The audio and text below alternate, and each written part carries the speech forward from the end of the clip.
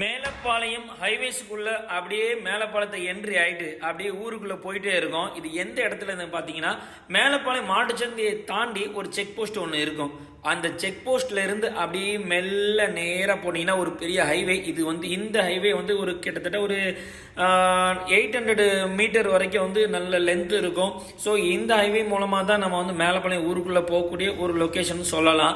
மாட்டுச்சந்தை ரோடுன்னு சொல்லக்கூடிய ரோடு தான் இது. இந்த ரோட்டில் பார்த்தீங்கன்னா நிறைய மக்கள் பைக்கு, சைக்கிள், ஸ்கேட்டிங்கு இது எல்லாமே இங்கே நம்ம ட்ரைனிங் எடுத்துக்கலாம். அப்படிங்கிற அளவுக்கு கொஞ்சம் ஃப்ரீயாக இருக்கக்கூடிய ஒரு பிளேஸ்ன்னு சொல்லக்கூடிய மேலப்பாளையம் ஹைவே ரோடுங்க. ஹைவேனா எக்கச்சக்கமான டிராஃபிக் இருக்குன்னு பார்த்துப்போம். ஆனால் இங்கே அந்த அளவு இருக்காது. நிறைய மக்கள் காலையில் பார்த்தீங்கன்னா ஏர்லி மார்னிங் வாக்கிங் போகிறதுக்குமே இந்த ரோடை பயன்படுத்துவாங்க. நல்ல ஒரு சூப்பர் ஏரியான்னு சொல்லலாம். அதனால தான் இந்த லொக்கேஷனை நம்ம மென்ஷன் பண்ணி காட்டுறோம். இது அல் இர்ஷா ஸ்கூல் போகக்கூடிய ரூட்டும் இந்த சைடில் வரும்.